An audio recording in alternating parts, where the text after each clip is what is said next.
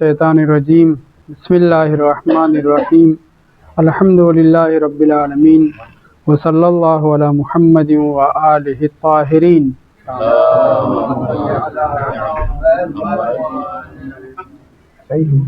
ولعنۃ اللہ علی اعدائہم اجمعین۔ بسم اللہ الرحمن الرحیم۔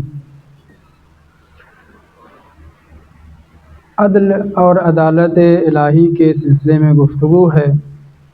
ایک سوال یہ پیدا ہوتا ہے کہ دور دراز علاقوں میں بسنے اور رہنے والے جن تک دین اسلام شریعت محمدی نہیں پہنچی ہے، یا کافرین کے وہ بچے جو ممیز ہونے سے پہلے اس دنیا سے رخصت ہو گئے ہیں، یا مومنین کے بچے جو نابالغ اس دنیا سے رخصت ہو گئے ہیں، یا مومنین کے وہ بچے جو عقل و شعور نہیں رکھتے تھے، یا گونگے بہرے اپاہج تھے، یا اسی طریقے سے عقل و شعور کے باوجود وہ لوگ جو جن تک کسی بھی طریقے سے اسلام اور تعلیمات اسلامی نہیں پہنچ سکی، تو ان کا انجام کیا ہوگا؟ کیا وہ جنت میں جائیں گے یا جہنم میں؟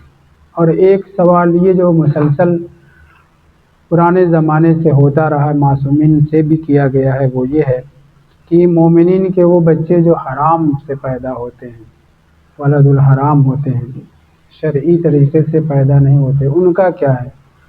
وہ تو پاک و پاکیزہ نہیں ہیں، تو وہ ہیں تو نطفہ مومن ولو حرام طریقے سے، ان کا انجام کیا ہوگا؟ اگر وہ جنت میں جائیں تو کہا یہ گیا ہے کہ جنت پاک و پاکیزہ لوگوں کی جگہ ہے، اگر وہ جہنم میں جائیں تو نطفہ مومن ہے، ممکن ہے یہ اشکال و اعتراض پیدا ہو کہ جب وہ صاحب ایمان تھا، مومن تھا، تو اس کے گناہوں کی وجہ سے اس کے بچے نے جو حرام سے پیدا ہوا اس نے کیا بگاڑا ہے؟ اس طرح کے سوالات معصومین علیہ السلام کے زمانے میں بھی ہوتے رہے ہیں۔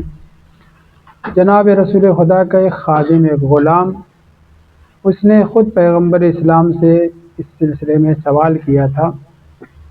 اس کا کہنا یہ تھا کہ اے اللہ کے رسول، یہ بتلائیے کہ کیا خداوند متعال کسی کے اوپر حجت تمام ہونے سے پہلے اسے جہنم میں ڈال سکتا ہے؟ تو پیغمبر اسلام نے برجستہ فرمایا، معاذ اللہ، حاشا للہ، خداوند متعال اس قدر پاک و پاکیزہ ہے کہ وہ کسی کے اوپر ظلم نہیں کرتا، اور یہ ممکن ہی نہیں ہے کہ حجت تمام ہوئے بغیر کسی کو جہنم میں بھیج دے۔ پلٹ کر کے اس نے، اس صحابی نے جو خادم رسول خدا تعالیٰ کون تھا نہیں معلوم، اس نے پوچھا پھر فاولاد المشرکین، ان کا کیا حکم ہوگا جو مشرکین کی اولاد ہے؟ فی الجنت ام فی النار، وہ جہنم میں ہیں یا جنت میں ہیں؟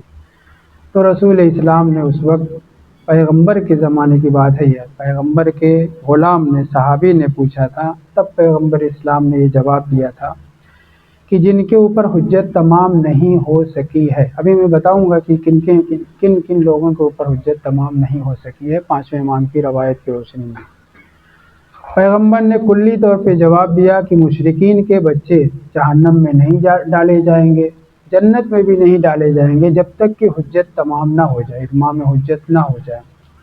اور صحابی نے دوبارہ جب یہ سوال کیا تھا تو پیغمبر اسلام نے مفصل جواب دیتے ہوئے، مفصل تو نہیں، مفصل تو امام باقر اسلام کی روایت میں آیا ہے، آپ نے یہ ارشاد فرمایا کہ اللہ عز و جل میدان محشر میں جنت میں اور جہنم میں ڈالنے سے پہلے کفار و مشرکین کے بچے ہوں یا مومنین کے حرام بچے ہوں یا وہ لوگ جو جاہل تھے، دور دراز علاقوں میں رہتے، سب کے اوپر اتمام حجت ہونے کے بعد ہی جنت یا جہنم میں داخل کیے جائیں گے۔ اس وقت پیغمبر اسلام نے ارشاد فرمایا کہ اللہ عز و جل فلق، سورہ فلق نا، فلق نام کی ایک آگ پیدا کرے گا، خلق کرے گا میدان محشر میں۔ جنت اور جہنم کی بات نہیں ہو رہی ہے، قبل از جنت اور جہنم۔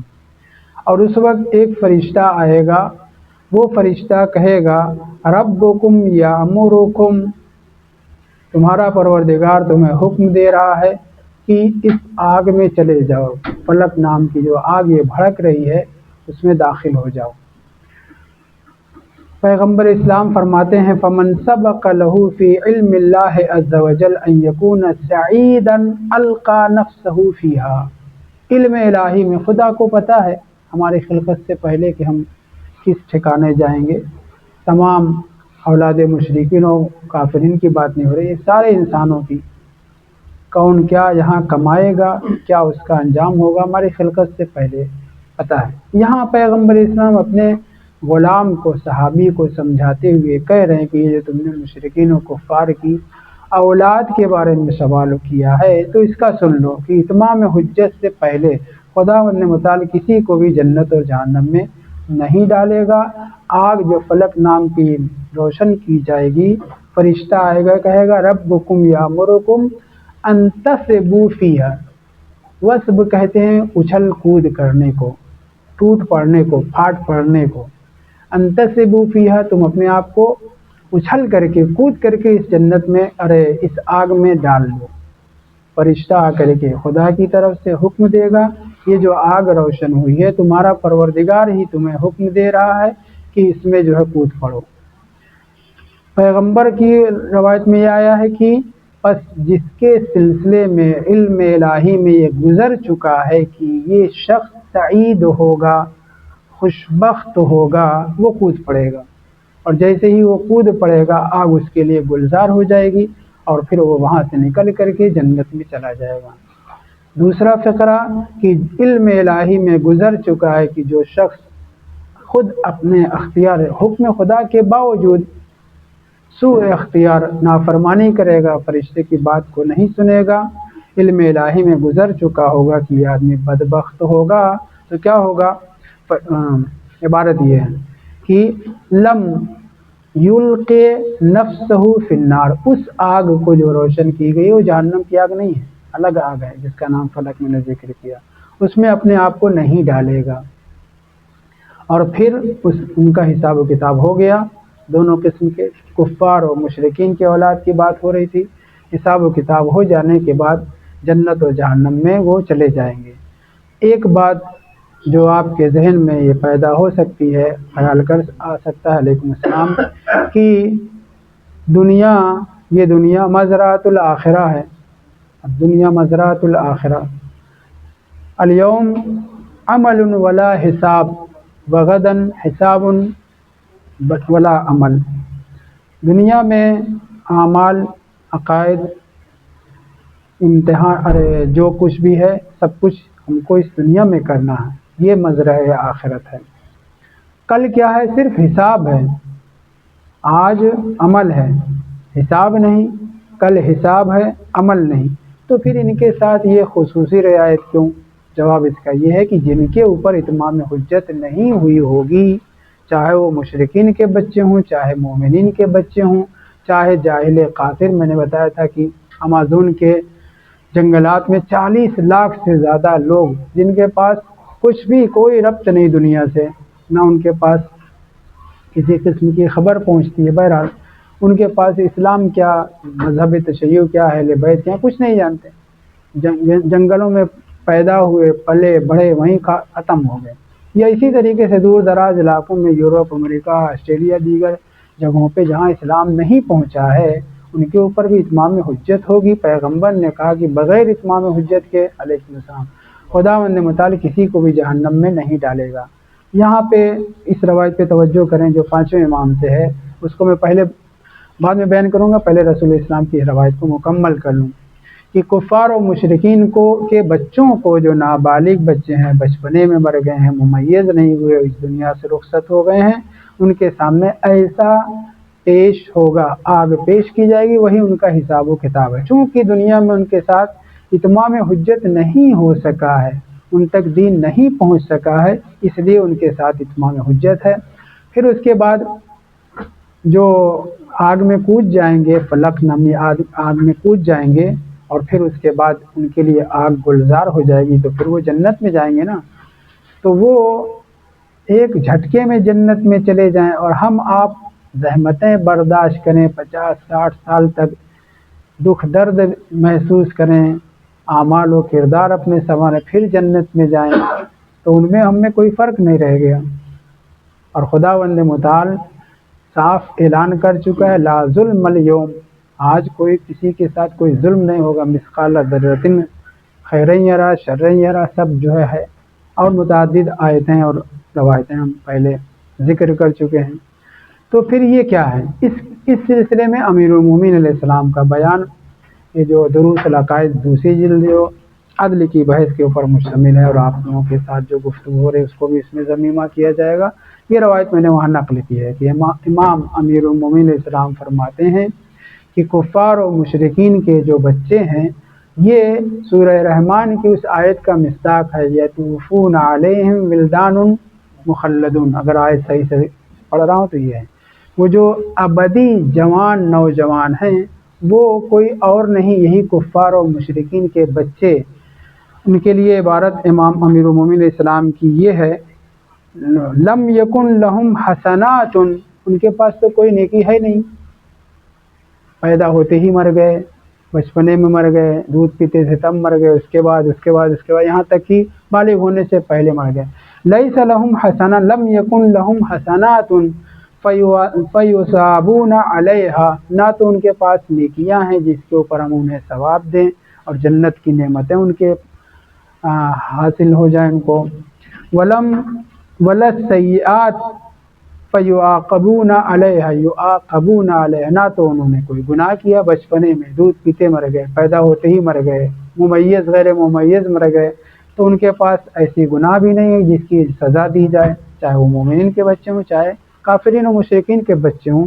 پھر کیا ہوگا، تو امام اس آیت کی تفسیر میں بیان فرماتے ہیں، وہ جو ولدان مخلدون ہیں، جنت میں الگ سے خداوند متعال حوروں کی طرح سے غلمان کو اس نے خلق نہیں کیا ہے، یہ کفار و مشرکین کی اولاد ہیں جنہیں اللہ عز و جل بیٹر کی طرح سے جنت میں استعمال کرے گا، وہ جنت میں رہیں گے لیکن کوئی درجات و مقامات و مرتبے ان کے لیے نہیں ہیں، بلکہ وہ مومنین کی خدمت کریں گے، مومنات کی خدمت کریں گے۔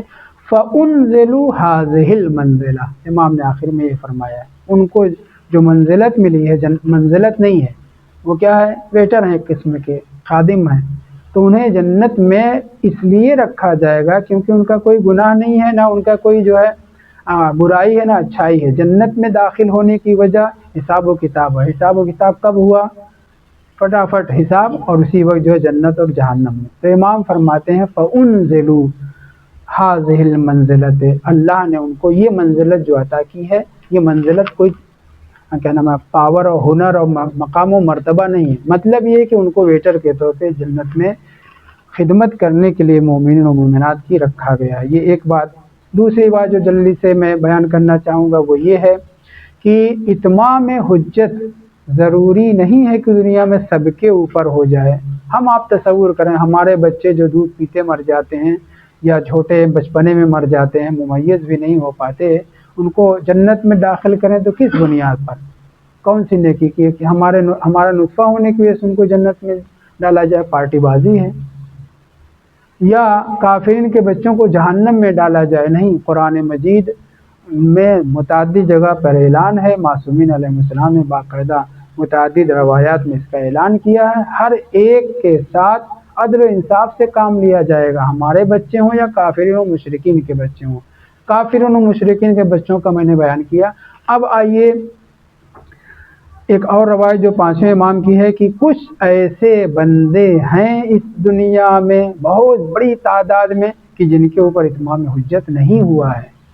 صحیح ہے کہ آج عمل کا دن ہے، حساب کا دن نہیں ہے، میدان محشر میں بھی، میدان محشر کا غد کا جو لفظ استعمال ہوا وہ میدان محشر کے لیے استعمال ہوا، جنت و جہنم کے لیے نہیں، یہ میں بتانا بھول گیا تھا۔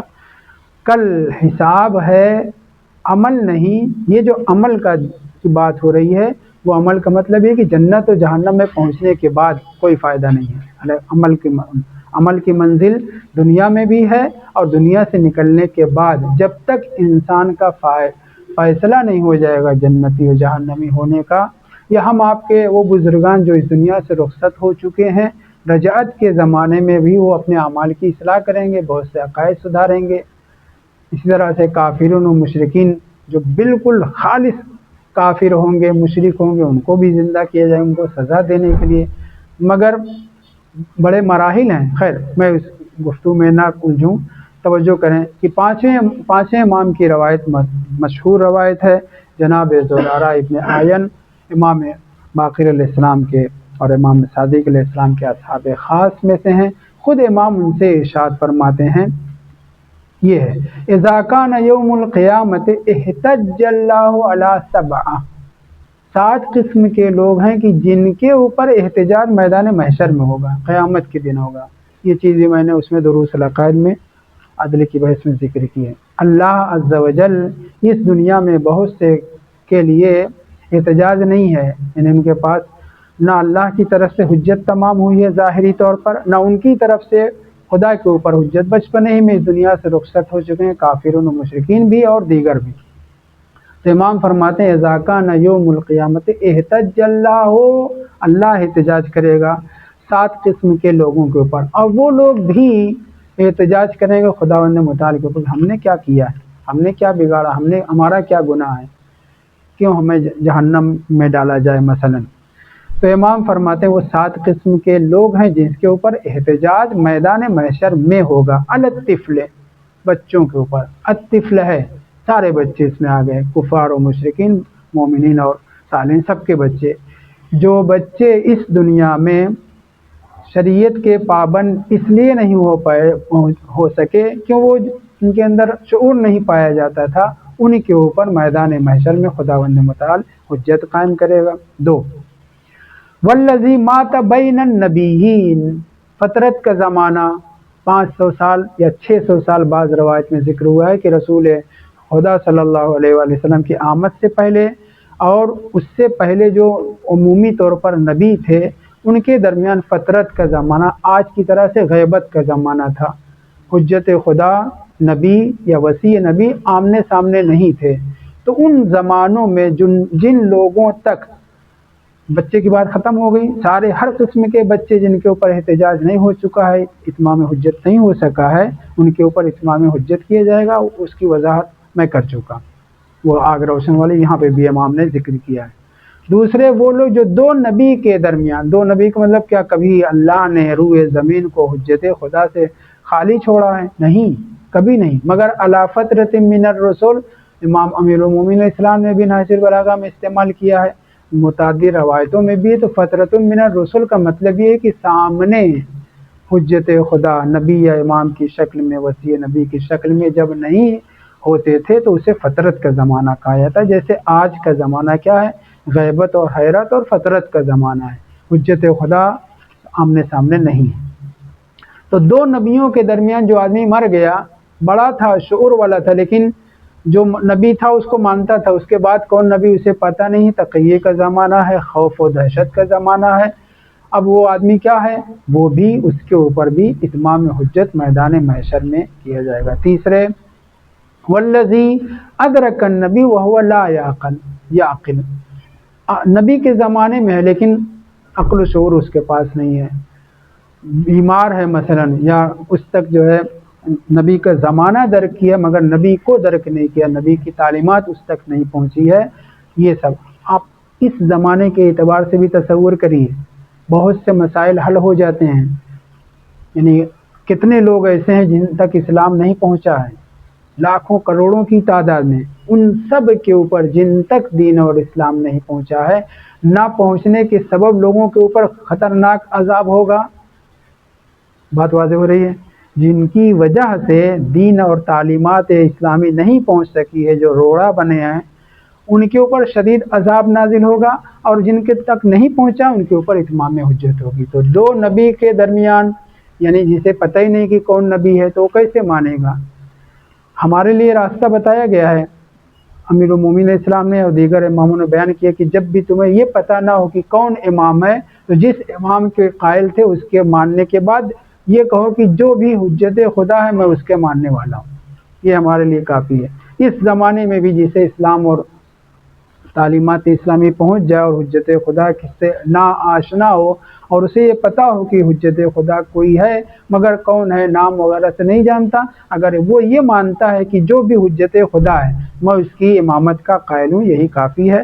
متعدد روایت میں اس کا تذکرہ ہے۔ بہرحال یہاں پہ امام فرماتے ہیں کہ وہ آدمی جس نے نبی کو تو درک کیا لیکن وہ لاشعور ہے، پاگل ہے، دیوانہ ہے۔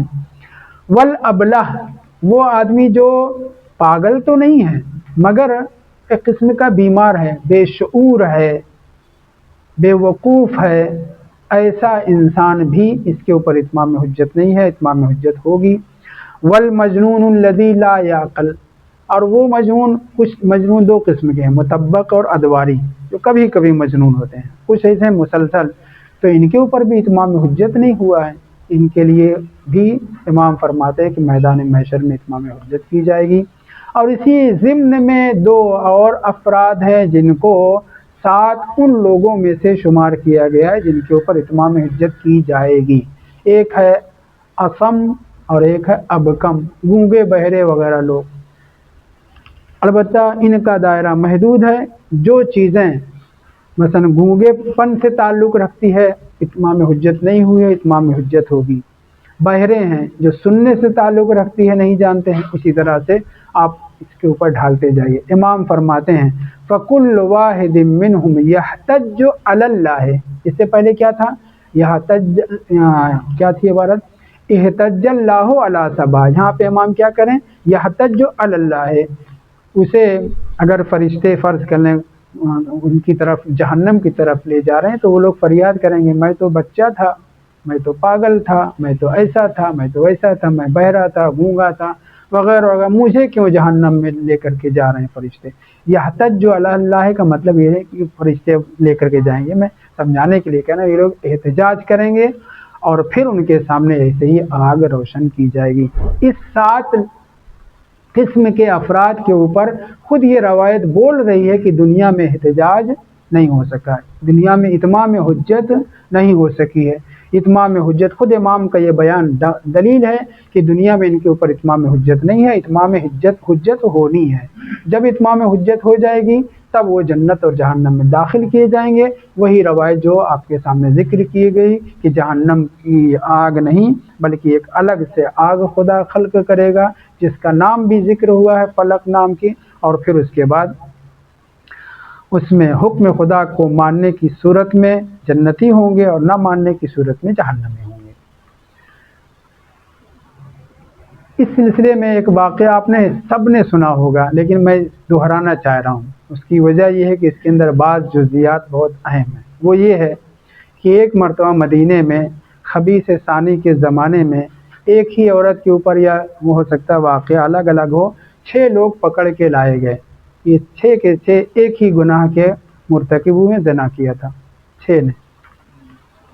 جیسے ہی خبیث نے سنا فوراً حکم سب کو جو ہے حد جاری کی جائے۔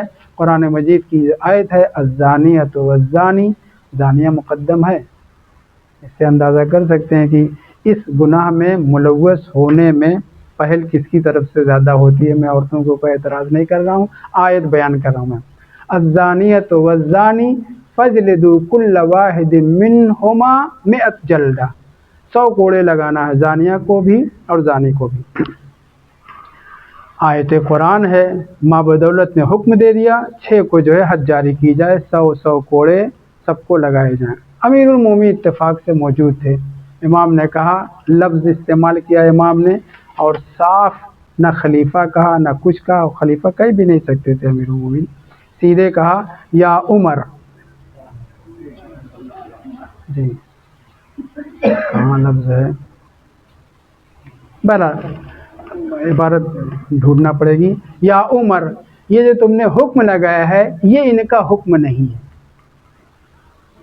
تو اس نے کہا قرآن مجید کی آیت ہے، ساروں کو جو ہے 100 کوڑے لگنا۔ امام نے کہا کہ یہ جو تم نے حکم لگایا ہے نا یہ حکم نہیں ہے۔ تو اس نے کہا اچھا اگر ایسا ہے تو آپ بسم اللہ آپ حکم لگائیے۔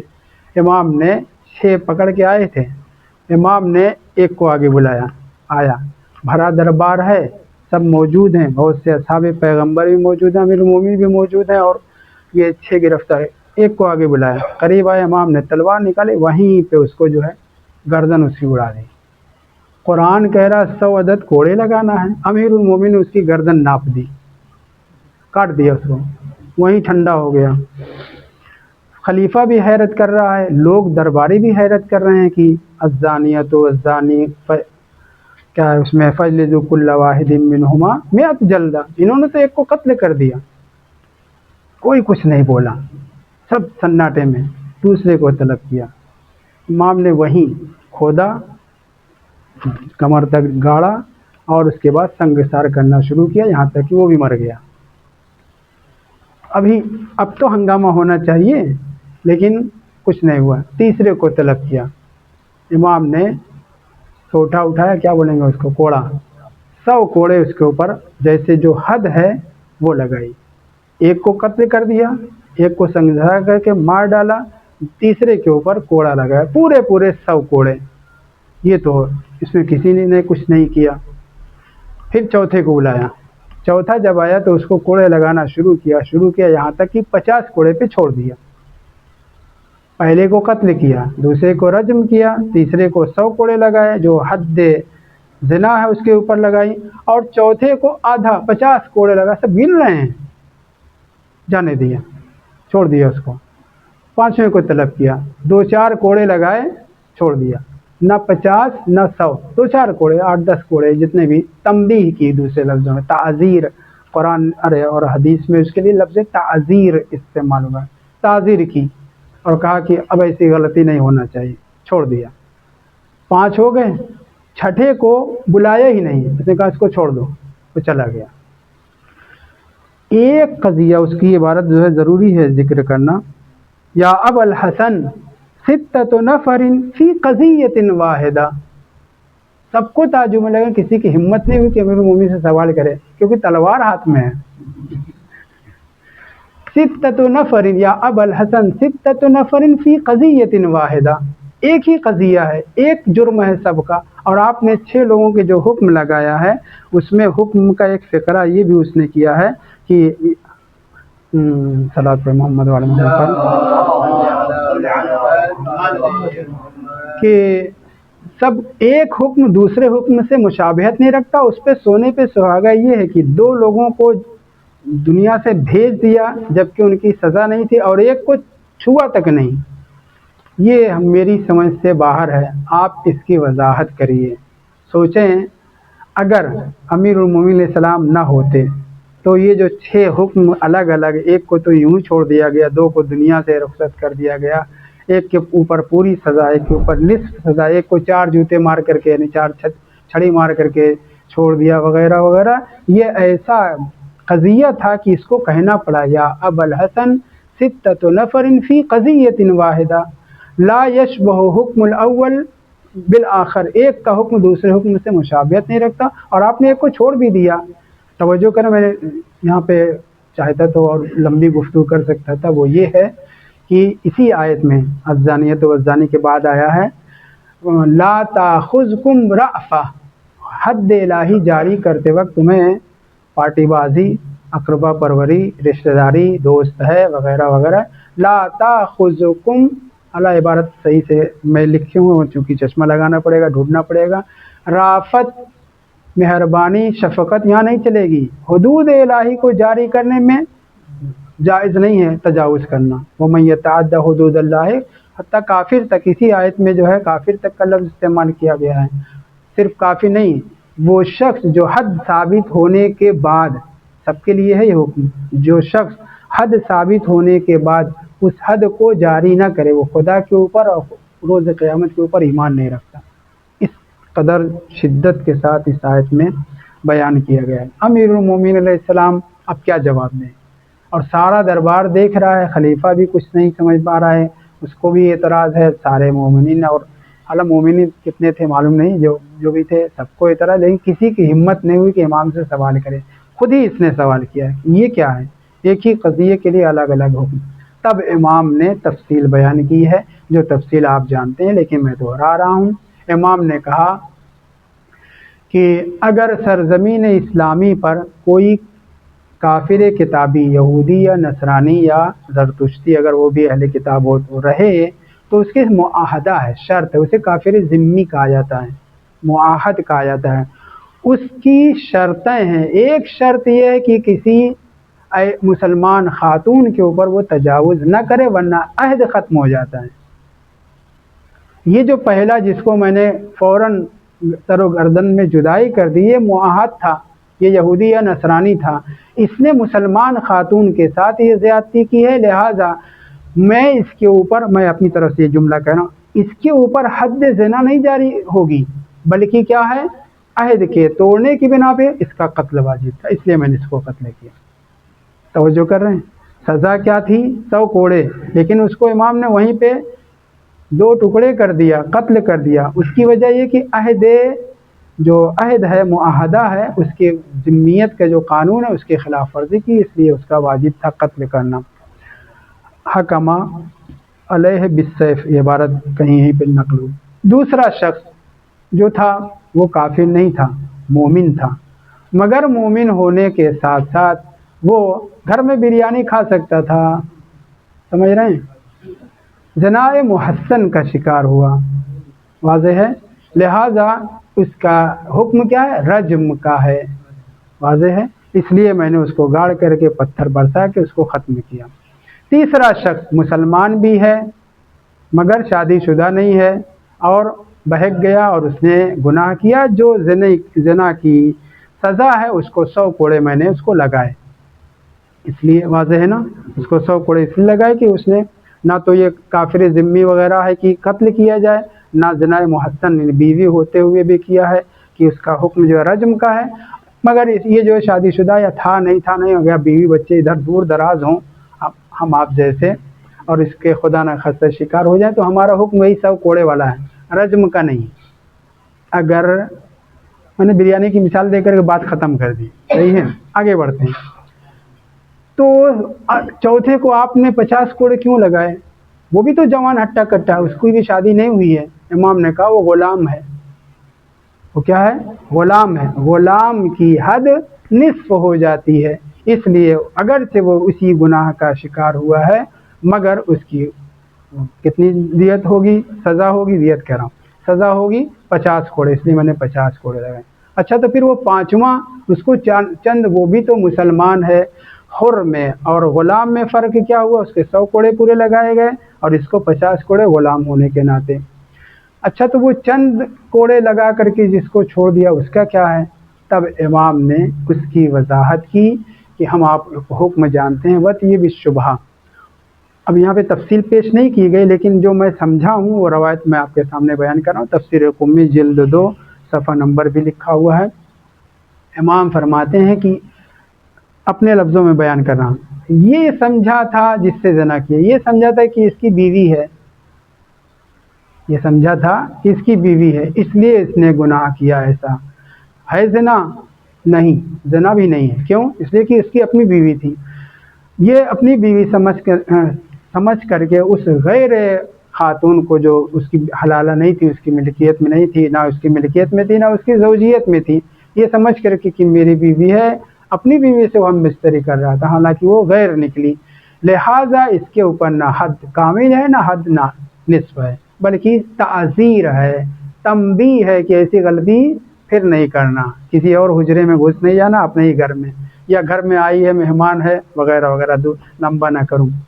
اور وہ جو چھٹا انسان جس کو میں نے اپنے قریب بھی نہیں بلایا اور اسے چھوڑ دیا، وہ پاگل ہے، ادواری ہے یا غیر ادواری اپنی بحث پہ، وہ پاگل ہے، وہ مجنون ہے، یس کو تو اس سے سخت کیا نام ہے، حد ہی ساقط ہے، اسے میں نے تنبیہ بھی نہیں کی، کیوں؟ اس لیے کہ جب وہ پاگل ہے، دیوانہ ہے، تو پھر اس کے اوپر تنبیہ کا کوئی معنی نہیں رکھتا، بحث کے آگے بین بجانے والی بات ہو جائے گی۔ امام نے ارشاد فرمایا، پوری تفصیلات بیان کی، یہاں اس روایت میں جو تفسیر قمی میں ذکر ہوا ہے، یہاں پہ لولا علیون کا فقرہ بھلے ہی نہیں ہے، لیکن دوسری جگہوں پہ دوسری روایت میں ذکر ہے، ان 70 سے زیادہ جگہوں میں، 70 تو کثرت کے لیے، ایک اس ملعون کو کہنا پڑا کہ اگر امیر المومنین علیہ السلام نہ ہوتے تو میں ہلاک ہو جاتا، تو تھے تو کیا وہ ہلاک نہیں ہوگا؟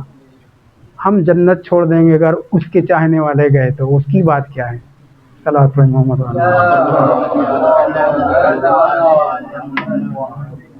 امام نے وضاحت کی کہ 6 آدمی فی قضیۃ واحدہ، ایک ہی قضیے میں، مگر حکم کیا ہے؟ الگ الگ۔ یہ حکم الگ کہاں سے آیا ہے؟